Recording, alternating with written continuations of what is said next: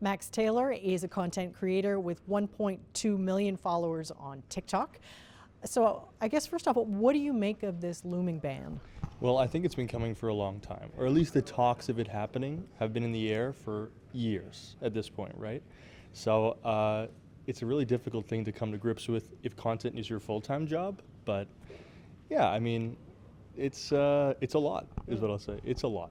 Do you think it's going to affect people in this country? I assume a lot of folks have TikTok followers from all over, but especially the US.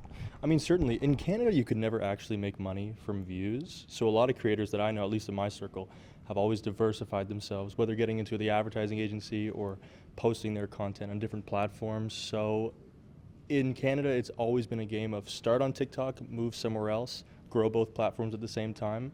So it's going to have less of an impact on full-time content creators here, I hope, but we'll see. Do you think folks got ahead of the curve then?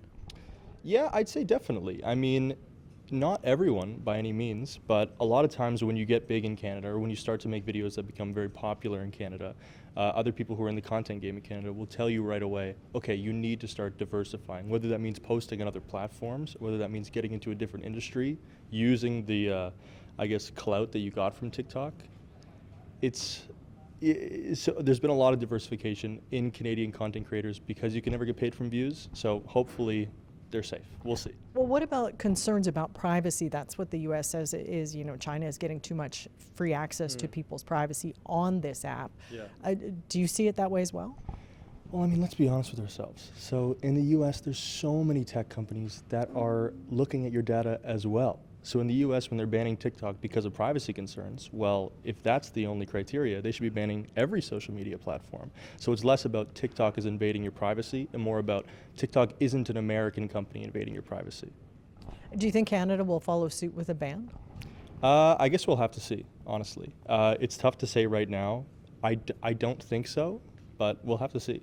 Yeah. Do you think there'll be another TikTok emerge if TikTok goes by the wayside?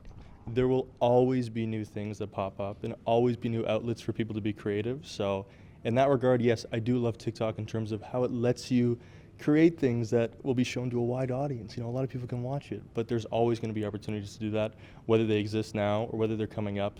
People are going to make them. All right, well, it's an interesting conversation. Thanks for talking to me about it. Absolutely, thank you, I appreciate it.